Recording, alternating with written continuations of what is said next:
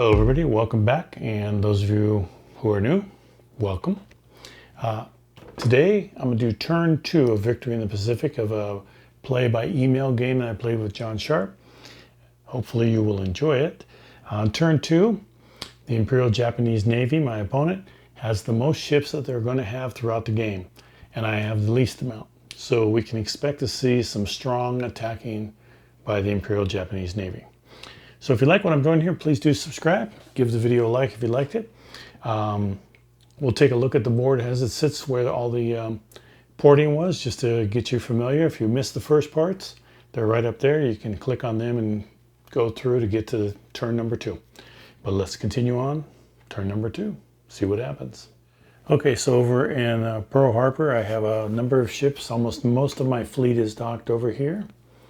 I have a couple down here. And I have my aircraft and a couple ships over in Australia.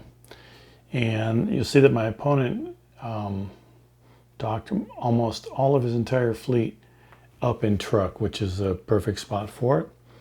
And then up here, which I was told by Chris that I mispronounced stuff, which you're going to hear me mispronounce a lot, but I've actually downloaded an article that was in general about pronouncing Japanese names, so I'm going to do my best.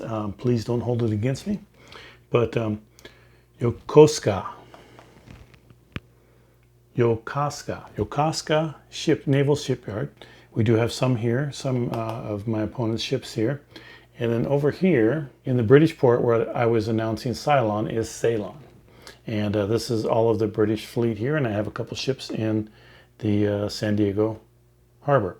So let me go ahead and place out the Imperial Japanese player plays first, and they put out their patrollers first. So I will come back once those are out, and we'll just get a quick recap and look see what happened.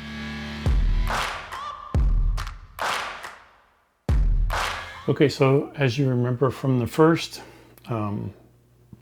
episode, we talked about to maintain control of an area, you need to have patrollers. Now there are all these ones that are flipped right side up, and the raiders are the white ones here, and we basically just flip them over. So my opponent has put a cruiser here, up here, because I most likely won't be able to reach those, and in here too he has 2 cruisers. Nothing in Indonesia, which tells me that he's going to have his aircraft over there protecting Indonesia, and that's pretty easy to defend against the British with a few aircraft over there. In South Pacific, same way. He didn't put anything there, so that tells me he's also going to use aircraft over there, because with Truk here he can't. Now I can put aircraft here and I can put aircraft there, but I only have 3. He has 6.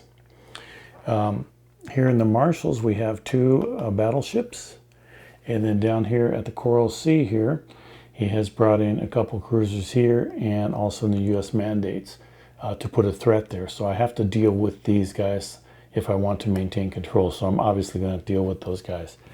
And then if we look over here in the Hawaiian Islands, which you can see, is he put a large stack of 6 cruisers here, and he's got 4 battleships coming in here. Now these 4 battleships need to make a speed roll.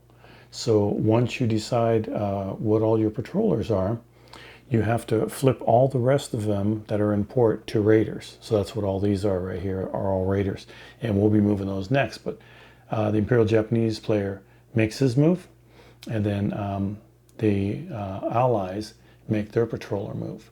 So before that move, let's see what the rolls are for these. He needs to roll 4 or under. He needs to roll under 4 to get all of these into the Hawaiian Islands has patrollers. If he misses that, then they just flip over and become raiders, and they go in there, but they don't count for point control. Okay, so unfortunately for my opponent, he had not really good rolls here. One of these ships made it in as a patroller, and the rest, because they rolled over their speed roll, became raiders. So now it's on to my patrollers to come out. So let's take a look at that. Okay, so let's start in the upper section of this map here. I have these 2 ships in San Diego shipyard. I'm going to do some repairs on this ship right here, this battleship, the Maryland. And I put that little tag on there to let him know that I'm joining. I think I get, yes, 3 points. So I'll reduce this down to 2 damage at the end of this turn here. So this one is being repaired. This one is just docked there doing, hanging out. For the British, I have a couple Raiders here. I'm going to do a speed roll on the Warspite. I have a couple British cruisers here to protect the Indian Ocean. I brought in 2 aircraft carriers, British aircraft carrier and a cruiser here, just to show a threat over here in Indonesia. So he has to allocate more than just 1 aircraft here. The South Pacific, I threw nothing in there, so he's going to get away with 1 aircraft there. As we move over here, in the Coral Sea, I brought 3 cruisers in here to put a threat on these 2 cruisers here. He gets a plus on these, so I don't have that luxury. Same way here, I have 3 cruisers, and he has, put the threat on the 2 here. Now, I did have this wrong, if you saw it before. I actually had some ships ported here. I just set it up wrong on the last turn. But looking at the replay and the log, they were. So then coming back up here in the Hawaiian Islands, all of my aircraft carriers are Raiders, so he doesn't know where they're going. And that is the luxury of going second, is that you sort of keep your opponent guessing. I put these battleships flipped over. These are all at the bottom, so these are juicy targets for him. He's going to want to come over and try to get some air raids on here if possible. And then I flipped over a couple cruisers here. I put out 6 cruisers here, and I believe it's 6. Let me double check. Yep, 6 cruisers and a battleship there. And I brought the Minneapolis cruiser on up here the North Pacific Ocean so that I could get a flag up here, which is worth 1 to me. So we'll see how he reacts to that, because he can't throw the aircraft up here. All he can do now is run a raider over here to sort of take that away from me. I left this alone so he knows that, he might think that he's okay, but I can still bring an aircraft there, so he's not sure about that. I can't do anything in this one. No aircraft, nothing, so he's got that. So that was my placement for my patrollers. And so now we'll go and see my opponent placing out their land-based air next. Okay, so I forgot in the last turn to show you, I had a speed roll here for the Warspite, and it got a 2, so it passed the speed roll, so it comes in there, has a patroller. Now moving on to land-based air. Now, in a face-to-face game, these are done 1 at a time. My opponent puts out 1, I put out 1, then we go back and forth. But on a play-by-mail, we did 3 at a time. So the first 3 he put out were over in Indonesia. And my 3 land-based air that I have were all placed in the Hawaiian Islands. Then his next 3, he put 2 in the South Pacific and 1 here in Marshall Islands to guarantee that. So now we're going to move on to the invasion units, which are the Marines. And I'll show you that because my opponent has some, but I don't. So he's going to be the only one playing. So my opponent had Yokosuka actually based in Truk here. And I may have based him up here last, but he was actually here. So he's able to go 1-2 into the Hawaiian Islands because he wants to take Johnson Island right here, if possible, if he gets control of this area. And then the other one, Sasebo, is up here in the Aleutian Islands. So my opponent can, if he keeps the flag here this turn, if he gets it twice, this automatically flips, so he can actually invade in Dutch Harbor and flip this one. And that'll prevent me from drawing aircraft over in this area. So that's the 2 placements for them. Now let's move on to his Raiders and see where they ended up. This is the fun part. My opponent brought the Soho from Yokosuka Naval Yard. So that was his first Raider in the Central Pacific. And also from the Yokosuka Shipyard, we have we have the Juno over here in the Aleutian Islands. Now the reason for these is that way he can base them on one of these 2 islands and get them a little closer and some protection up here rather than having to go all the way to Truk. So that's what I believe the idea is there. And you'll probably remember that I told you that my opponent is going to make it a play for the Hawaiian Islands to get rid of these ships over here and also to take out all of the ones that are bottomed here. So this is a big move for him. And everything else came on over here to say hello. So we're going to have some pretty good battles going on here. Now let's see where I put the rest of my Raiders. Okay, so the rest of my raiding ships I just put out here in the Bay of Bengal. They'll just hang out here with these guys. But my entire ally fleet is over here in the Hawaiian Islands protecting Pearl. So this is an unusual move for me. A lot of players will just give this up, and not try to protect that and save the fleet. I decided to take a chance, put some battles in here. The aircraft is a very strong attack vehicle because when the aircraft carriers fire at them, they don't get their bonus against the aircraft. So that sometimes helps. So we'll see how well they are. They're kind of durable, and I'm hoping that they're really durable. But I have everything over here. It's going to be interesting to see what happens. So let's see how the day-night turns out.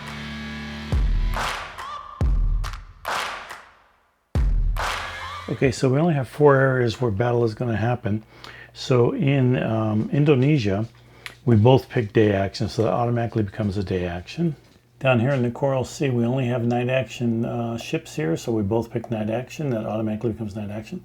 And the same way over here in the U.S. mandates, we only have ships here, so we, nighttime fighters, so we pick night action there also.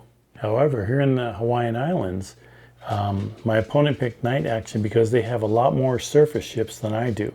So those surface ships would be able to, each one of them would be able to fire at these ships. My aircraft wouldn't be able to fire at all, and they would be able to fire at the aircraft carrier, which some of them you see have 0, so they couldn't fire back, so they'd just be sitting ducks. So my opponent strategically wanted night action. I wanted day action so that my aircraft can fight, and also my aircraft carriers, and they would just fight this group of aircraft carriers up here. So I wouldn't even have to worry about all of these ships here. So because I picked day action, I get a +1, and because this area is controlled by me, I get a +2 on the rolls. So the dice roll were 4 and 4. So my 4 becomes a 6 and beat out the night action. So now we're going to have a day action battle, which is exactly what I want.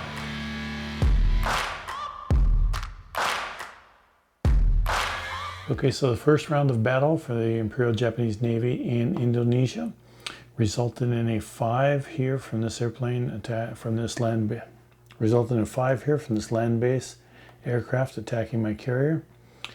That means that this carrier now has a disable. Disabled means that as soon as the combat round is over, this aircraft carrier has to be ported back. So it has to go back to its port immediately. On this next one here, we had 2 5s, and because these are aircraft, they don't get any bonus or anything. So 5s are 2 disabled. So again, we have another aircraft carrier that will be able to escape out of here and go back to port. Let's check out what happened in the Coral Sea. Coral Sea, these 2 attacks resulted in nothing. So no damage, complete misses. However, in the U.S. mandates, I was not so lucky. We have a 6 here and a 4 here. So this 4, because it gets a +1, is a disable. And that 6, is a disable. And this 6 resulted in a 5, which was 5 damage, and a sunken cruiser. Meanwhile, over here in Hawaii, a lot of damage is happening. We have a 6 here, which is damage 3, which is a sunken Yorktown. We have a 6 here and a 5, so that's a disable, but that doesn't matter because this 6 had a 5 damage, so that creates a sunken Hornet. Here we have a 5, which becomes a 6, and that damage is a 5 and a sunken Enterprise. Over here we have a 4, which becomes a 5, disabled. And here we have 3 hits, a 6, 5, and 5, 3 hits. That results in 14 damage and a sunken Lexington. Very bad for my carriers over here. But coming to the aircraft, we have a 5, which is a disabled, but aircrafts don't get disables. 2 and 3. We have a 4, 3, and 2, no damage there, and a 3 and a 2 misses there. So all of my aircraft survive. Remember I told you they were durable? This is why they are durable. So they all survived to fight another round. But over here, not so good. Now let's see how I did on my rules with return fire. All right, so my return fire did fairly well. On this one here, I had 3 hits, which you can see the damage there, so definitely sunk the kaga. This one had 1 hit and a disabled.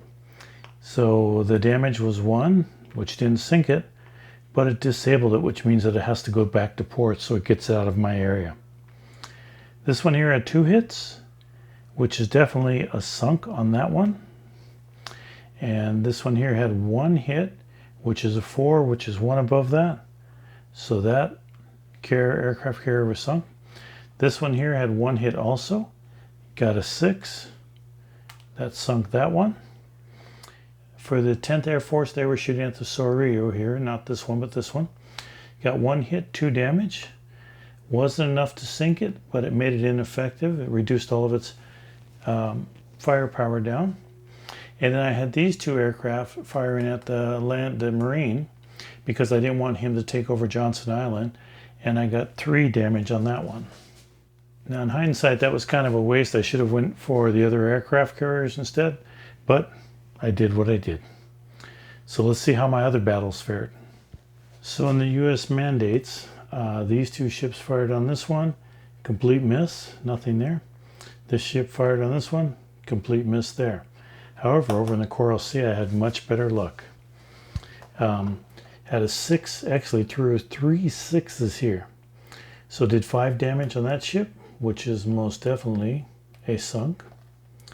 And then 2 damage on this ship, which is also a sunk. It's good to get those 8 speeds out of the way because later on you'll find out that we can pursue afterwards. And you can only pursue, like these 7s can't pursue an 8 because it's faster. So it's good to get these really fast ones killed off if you can. So that was a good round there. Let's see what Indonesia has. So in Indonesia, I had the Formidable firing 21st Air Float. Complete miss, nothing there. However, the Indomitable firing 23rd Air Float actually got a hit, but it only got 1, so that doesn't take this out. Now the aircrafts are a little different. If you get the 4, you don't have to get 5. All you got to do is get 4, and they're gone. So that's kind of nice there, but I didn't even come close with this. So that was my return fire. So what we're doing in the next stage is we clean up everything. Like all these disables will go back to port. All the sunk ships will go to the graveyard. And then we decide if we want to do another round. And the next round, we also pick for day action or night action exactly the same way. So let me clean up the board and I'll show you that when it's cleaned up. Okay, so I forgot to show you on the last turn, the I-boat over here attacked the Nevada and it missed it with a 2. So the I-boat's going to go back over to the shipyard. Now we did some cleanup here. I had a disabled ship here, moved over into New Hebrides, and I don't have to worry about air attacks because they don't have anything with air, so he's safe there. But I did have to move the Saratoga all the way over to Australia because if I would have placed it any place here, if he would have won with any aircraft, they could have attacked. So this one's done, and also up here in Indonesia, both my aircraft carriers went back to Ceylon, and this ship right here, which was here, is going to retreat, and because these aircraft cannot pursue retreating ships, it's just going to retreat back up to Ceylon also. So the Imperial Japanese Navy has taken over this area. Now our big battle left to do is we're going to do another round over here in Hawaiian Islands. Even though the Imperial Japanese Navy lost a lot, they want to try and get rid of these 3 aircraft, because if they can't get rid of these, none of these ships can attack that. So it's sort of a total waste. So the only thing you do is do one more round, hopefully of day, and get rid of those guys, or maybe he'll pick night so that he can do as much damage as possible before leaving. Let's see.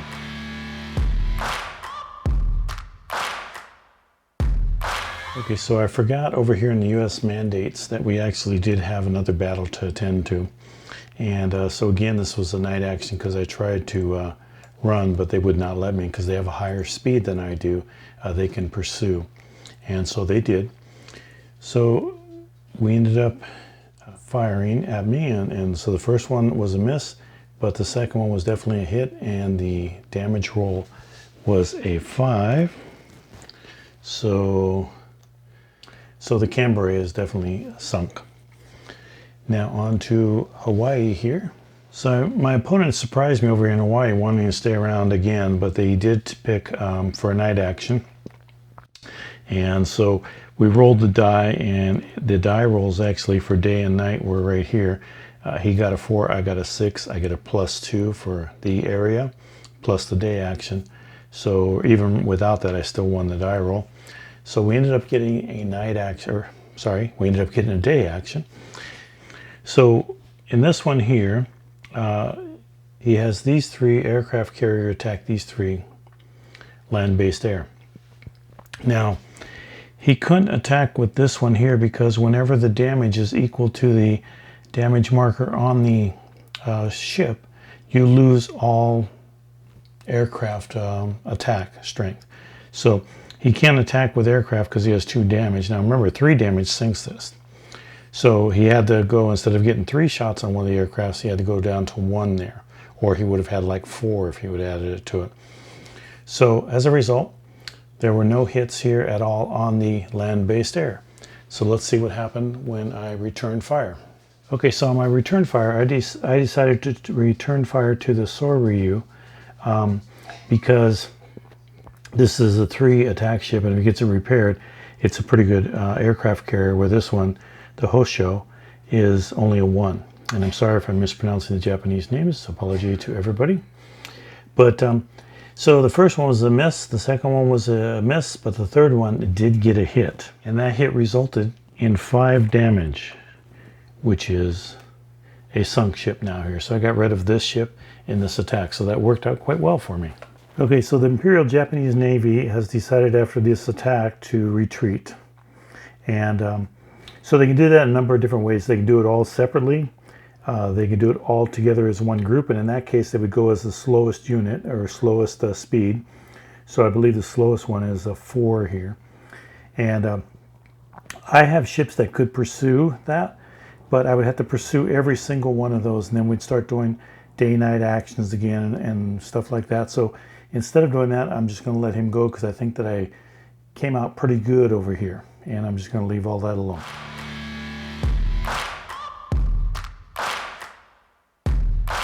Okay, so the Imperial Japanese Navy based everybody back at Truk, including the Marines here, their invasion force. So everybody's out of Hawaiian Islands here. So up in the Aleutian Islands here, he did land Sasebo here on the Dutch harbor, which I figured he was going to do. So that flips it over to Japanese control there. So next turn I won't be able to put any planes here, any land-based aircraft. And this will go 2 turns away. So now this is going to go to turn number 4. All right, so let's look and see what we have as far as flags go here. We'll start over in this area. The North Pacific here took control of that, so they get a flag here. The Imperial Japanese Navy, they get a flag here and here and here. And also here, they can maintain the flag. They maintain the flag there. They maintain the flag here. The U.S. maintains the flag here. We do lose the flag here. The Imperial Japanese Navy does get it, and the U.S. mandates here. Coral Sea, we keep it. The Indian Ocean, the Allies do keep that. The Coral Sea, I think I already said. Indonesia, they do keep that here. And we keep it in the Bay of Bengal. Now, because the Japanese retain control for 2 turns, they flip all of these counters over to Japanese control in this area here. And they maintained it here because they maintained it 2 turns in the South Pacific. Also, we flip it over here, and that's it there, because this one is connected. Port Moresby is connected to these 2. Guadalcanal still has U.S. It's not completely surrounded, so it doesn't go to Japanese control. But over here, let's see if you can see it. Yes, you can. Over here in Midway, Midway flips over because the Japanese retain control 2 times in a row. And on the Aleutian Islands up here, a 2 also goes to Japanese control there. So that is a Japanese port. This is a Imperial Japanese Navy port. So that's the way it stands right here as to the flags. And also now is the time when we would do our flag and figure out how much control the Japanese or the Allies have. So, okay, so let's go for points control now. North Pacific, the Allies have, they get 1 point there. They have Hawaiian Islands, they get 3 points there, so that's 4. They have the Coral Sea, which is another 2 points, so that's going to make it 6. And then way over here, in the Bay of Bengal, they have another one, which that's going to make it 7. So the Imperial Japanese Navy, they have Indonesia, which is 3. Japanese Island, which is another 3, so they have 6. They have the Marianas, which is 2, so that's 8. They have South Pacific, which is 2, so that's 10. They have the U.S. Mandates, which is 2, so that's 12. They have Marshall Islands, which is 1, so that's 13. And they have Central Pacific, which is 1, so that's 14. So 7 from 14 is 7. When we add 7 to 4, that gives us 11 points. So the Imperial Japanese Navy has 11 points of control so far in the game. So they're doing pretty good. Now you notice up here, I don't know if you can see it. Let me zoom in so that you can. My ship up here, which was being repaired, got its 3 points taken away, so now it has 2 damage on it. So during the next turn, I could also continue to have repairs done to it and get it back down so that both these can come back into the game on turn number 4. The Imperial Japanese Navy got the Yamamoto, powerful battleship, the Hayu, another aircraft carrier, and Kure, which is going to be another invasion force for them. So these all have to come in at the shipyard here. Now over here, I received another, the Illustrious, which is a aircraft carrier, and a battleship here for the British. And then down here, I received one of my aircraft back from turn number 1, because we're on turn number 3 right now. And then I got reinforcements of 2 more land-based air. So that gives me a total of 6 land-based air, which is nice, because I could use them to protect these areas now. My opponent based everything in truck, and then we have a couple outliers here. He based there just to make sure they can cover this part of the board. I brought in 3 new battleships here into Pearl and 2 marine landing units here. And then all of my other ships based in Johnston Island right there because they can reach everywhere. And that's how we're going to start the next game. One other thing I should point out is over here in Australia is I brought this battleship over here, the Nevada, because it has 1 point of damage and Australia gets 1 point of repairs. So I brought that ship over here to get repaired in Australia. So that's how we're going to start the next turn, turn number 3. Hope you can join us for that one. And I think I did pretty well on this battle. I've brought down a number of his aircraft carriers. I've lost all of mine, well, almost all of them except 1. But at starting turn 6, I get a boatload, no pun intended, of aircraft carriers. So I'll have a bunch of them coming in. So we'll look forward to just making it to turn 6 is all I want to do at this point. I hope you enjoyed that. Please do like and subscribe. And hope to see you around for the next turn of what is turning out to be an eventful victory in the Pacifics game. Thanks for sticking around this long. Take care.